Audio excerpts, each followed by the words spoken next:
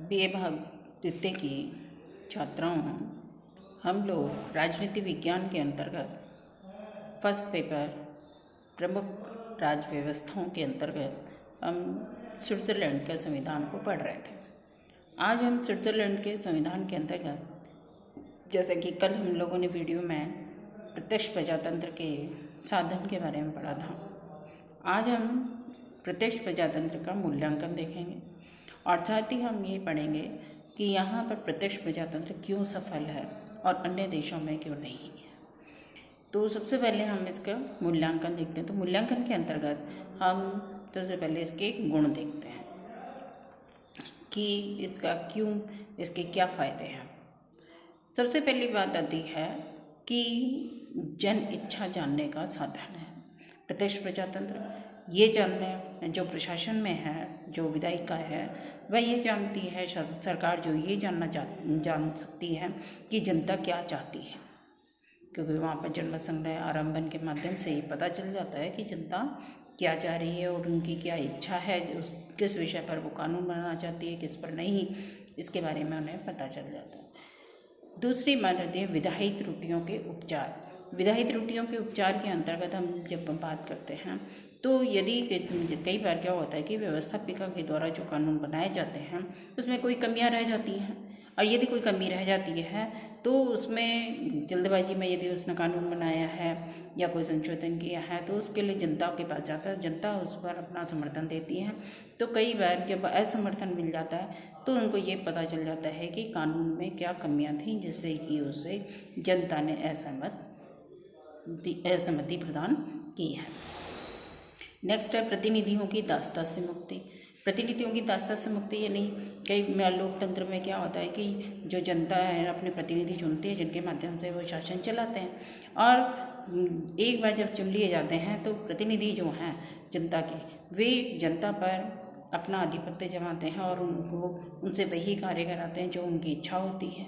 तो इस प्रकार क्या होता है, जनता उसके कुछ समय के लिए, जितने समय के लिए उसे चुना जाता है तो वह उसके एक प्रकार से दास हो जाते हैं, यानी उसके अनुसार ही कार्य करने लगती है जनता। लेकिन यहाँ पर क्या है, क्योंकि जो प्रत्यक्ष प्रजातंत्र पाया जाता है तो यहाँ पर एक जो साधन है वो है प्रत्यावर्तन, यानी कोई प्रतिनिधि यदि वह उनकी जनता की इच्छा के अनुसार कार्य नहीं कर, जनता के हितों की रक्षा नहीं कर रहा है तो जनता उस प्रतिनिधि को वापस बुला सकती है और अपना नया प्रतिनिधि चुन सकती है।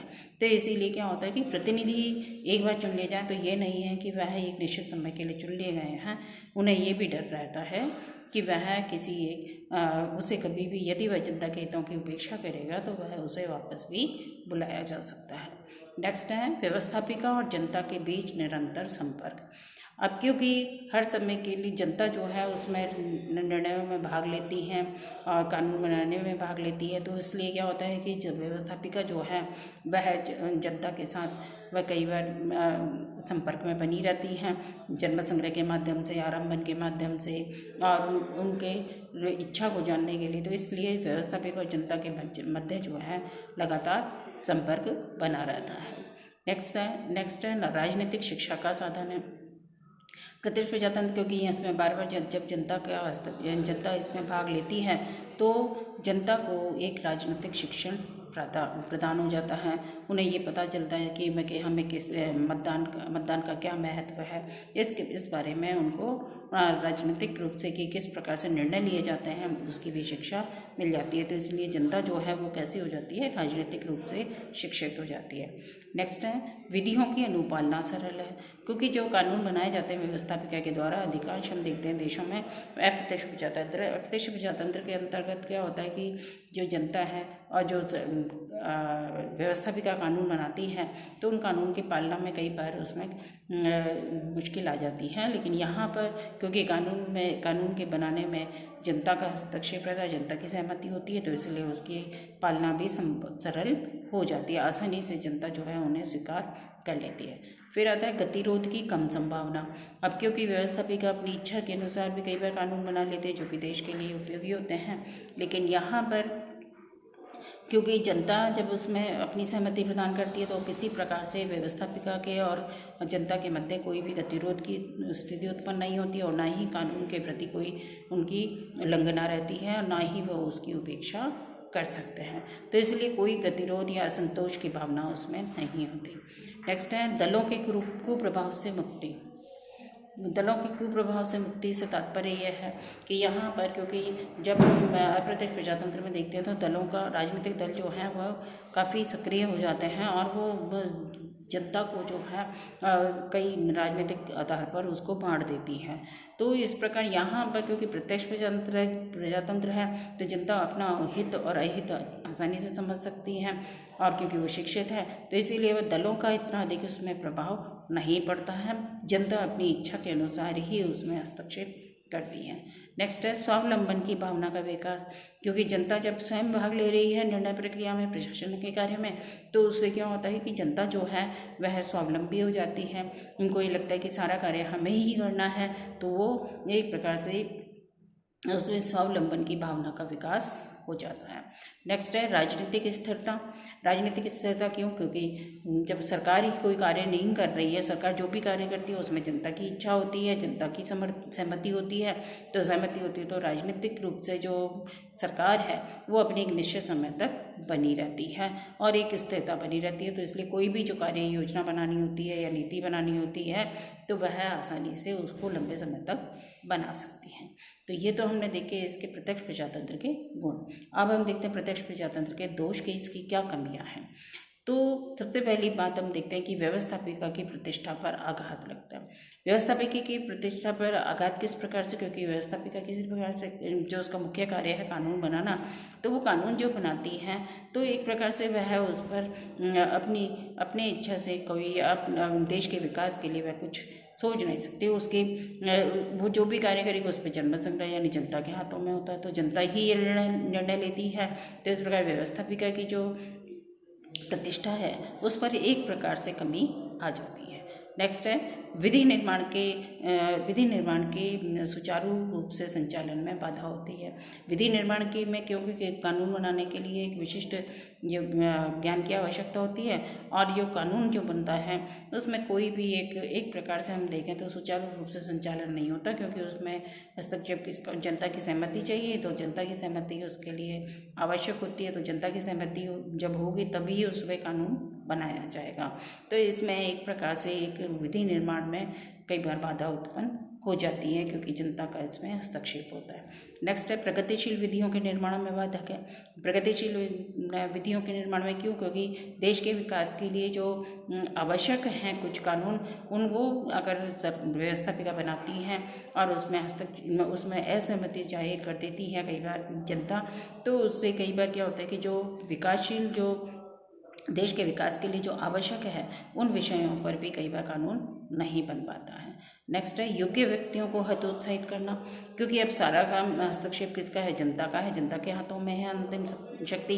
तो इस प्रकार कोई भी जो योग्य व्यक्ति जो है वो अपने क्षेत्र में या अपने देश के विकास के लिए यदि किसी प्रकार का कोई कानून बनाता है तो उसमें उनको हतोत्साहित होना पड़ता है, क्योंकि जनता जो है उसमें अपनी सहमति या असहमति जाहिर करती है। तो इस प्रकार योग्य व्यक्ति जो है वो राजनीतिक क्षेत्र में आने में कतराते हैं। नेक्स्ट है राजनीतिक दलों के प्रभाव में वृद्धि हो जाती है। राजनीतिक दलों के प्रभाव में वृद्धि कैसे? क्योंकि इसमें क्या होता है कि ना जब हर विषय पर या हर जो निर्णय जो लिए जाते हैं व्यवस्थापिका के द्वारा या प्रशासन के द्वारा, तो उस पर अंतिम जो सहमति है वो जनता के द्वारा ली जानी है। तो जनता जो है किस विधेयक पर सहमति जाहिर करे या असहमति जाहिर करे, तो उसमें राजनीतिक दल ज़्यादा सक्रिय हो जाते हैं, क्योंकि उसमें वह ये चाहते हैं कि यदि कोई जो सत्ताधारी दल है वो किसी प्रकार से यदि उनके हितों के विरुद्ध कोई कानून बनाया है या डिसीजन लिया है तो उसमें जनता को वह अपने प्रभाव में ले लेती है। तो राजनीतिक दलों का अधिकाधिक उसमें प्रभाव बढ़ जाता है। नेक्स्ट है नकारात्मक अभिव्यक्ति का प्रतीक। अब ये नकारात्मक अभिव्यक्ति क्यों? क्योंकि बार बार जब जनता उसमें अपना मतदान करती है तो उसके प्रति उनकी उदासीनता हो जाती है, क्योंकि वह अपने एक जो मतदान जो करना चाहिए उनको वास्तव में सोच विचार कर विवेक के आधार पर तो वह नहीं कर पाती है, क्योंकि बार बार जब होते तो उबाऊ रूप हो जाता है और उनको लगता है कि केवल अपने काम निभाना है, निपटारा करना है, तो इसीलिए वह उसको अपने कार्य को निभाते हैं और मतदान करते हैं। नेक्स्ट है अनावश्यक देरी। अनावश्यक देरी किस प्रकार से? क्योंकि जो कानून जिस समय क्रियान्वित होना चाहिए था निर्मित होकर वह उसमें देरी हो जाती है और वह क्योंकि जनता के पास जाता है और जनता के पास जब जाता है तो जो उसकी सहमति लेने में काफ़ी समय लग जाता है, तो इस प्रकार उस कानून को क्रियान्वित होने में समय लग जाता है और उसकी उपयोगिता खत्म हो जाती है। नेक्स्ट है विधि निर्माण के लिए विशेष ज्ञान। अब क्योंकि जो कानून बनाया जाता है तो उसमें एक विशेष ज्ञान की आवश्यकता होती है जो जनता के पास नहीं होती है, और जनता को हर कानून के बारे में उसकी सहमति या असहमति लेने से उससे कानून में कई बार जो सही कानून होते हैं वह निर्मित नहीं हो पाते हैं और ना ही वे क्रियान्वित हो पाते हैं। नेक्स्ट है अत्यधिक खर्चीली प्रणाली। क्योंकि बार बार जब जनता के पास जनमत संग्रह के लिए भेजा जाता है या जनता आरंभन के द्वारा अपनी पहल करती है तो उसमें बहुत सारा पैसा खर्च होता है जो जनता के ऊपर अनावश्यक रूप से उन पर बाहर पड़ता है। तो इस प्रकार हम देखते हैं तो प्रत्यक्ष प्रजातंत्र के कुछ गुण और दोष भी पाए जाते हैं। अब हम देखेंगे स्विट्जरलैंड में प्रत्यक्ष प्रजातंत्र की सफलता के क्या कारण हैं, कि अन्य देशों में क्यों नहीं यह सफल है, वहाँ पर क्यों प्रत्यक्ष प्रजातंत्र है और यहाँ पर प्रत्यक्ष प्रजातंत्र है जो कि सफल है। तो इसके कुछ कारण हैं। तो पहले ही बात आती है कि तटस्थता की नीति है, क्योंकि हम ये देखते हैं कि विश्व में केवल एक स्विट्जरलैंड ही एक ऐसा देश है जो कि तटस्थ राष्ट्र है और उसने यूएनओ में भी जब अपनी मेंबरशिप ली है तो उसमें भी उसने शर्त को रखा है कि वह उसकी तटस्थता के क्षेत्र में किसी प्रकार से अन्य देश उसमें हस्तक्षेप न करें और ना ही यूएनओ उसमें हस्तक्षेप करे। इसी शर्त पर वह उसमें शामिल हुआ है। तो इस प्रकार तटस्थता की नीति है, बाह्य हस्तक्षेप नहीं होता है और ना ही ये हस्तक्षेप करता है, तो इसलिए यह है यहाँ पर प्रत्यक्ष प्रजातंत्र सफल है। दूसरी बात आती है स्विट्जरलैंड की जनता का चरित्र। स्विट्जरलैंड की जनता का चरित्र है कि वह कानून को सर्वोच्च मानती है और वह चाहती है कि वह जो कानून बनाया गया है उसमें जनता की हित है, जनता की इच्छा है, क्योंकि जनता की इच्छा से कानून का निर्माण हुआ है। तो इसीलिए वह एक प्रजातांत्रिक जो नियम हैं और परंपराएं हैं उनको वो स्वीकार करती है। तो उनका चरित्र ही इस प्रकार का है कि कानून जो बनाए गए हैं उसमें जनता की इच्छा है, तो इसलिए जनता की सहमति है तो उनका पालन करना आवश्यक है। नेक्स्ट है देश के आकार की लघुता। देश के आकार की लघुता क्योंकि ये देश छोटा है, तो छोटा देश है तो इसीलिए उस पर आसानी से उसमें प्रत्यक्ष प्रजातंत्र के नियमों को क्रियान्वित किया जा सकता है और उसके आधार पर शासन चलाया जा सकता है। नेक्स्ट है प्रजातांत्रिक परंपराएं। क्योंकि यहाँ पर हम देखते हैं भले ही यहाँ पर राजतंत्रात्मक शासन रहा है, प्राचीन काल से ही यहाँ पर गणतंत्रात्मक राजतंत्र रहा है, क्योंकि यहाँ पर जितनी भी राजा के द्वारा भी जो कानून बनाए गए हैं या राजा जो अपने शासन को ताज को प्राप्त करता है तो वह भी जनता की इच्छा के द्वारा जनता ही उसको निर्वाचित करती है। तो इस प्रकार वहाँ पर गणतंत्रात्मक परंपराएं शुरू से ही रही हैं, प्रारंभ से रही हैं, इसीलिए आज भी वहाँ पर प्रजातंत्र ही सफल है। नेक्स्ट है सीमित जनसंख्या बहुत कम है। जनसंख्या कम है तो उनको आसानी से नियंत्रित किया जा सकता है, शासित किया जा सकता है और जनता उन पर आसानी से जनता जो है निर्णय प्रक्रिया में भाग ले सकती है। नेक्स्ट बात आती है स्थानीय स्वशासन की परंपरा। क्योंकि यहाँ पर कैंटन और कम्यून जो कि हजारों की संख्या में है, लेकिन कम्यूनों में भी जो लोकसभाएं हैं, लोकसभाओं के माध्यम से जनता जो है वह प्रत्येक कम्यून की लोकसभाओं के सदस्य होते हैं जो कि वयस्क होते हैं। तो इस प्रकार वो प्रारंभ से ही स्थानीय स्तर पर ही वह निर्णय प्रक्रिया में भाग लेते हैं। यहाँ तक कि न्यायपालिका के निर्वाचन में भी जनता भाग लेती है और साथ ही जितने भी निर्णय लिए जाते हैं व्यवस्थापिका के द्वारा तो वो वहाँ पर लोकसभाओं के माध्यम से लेती है। तो वहाँ स्थानीय स्वशासन की परंपरा प्रारंभ से ही है।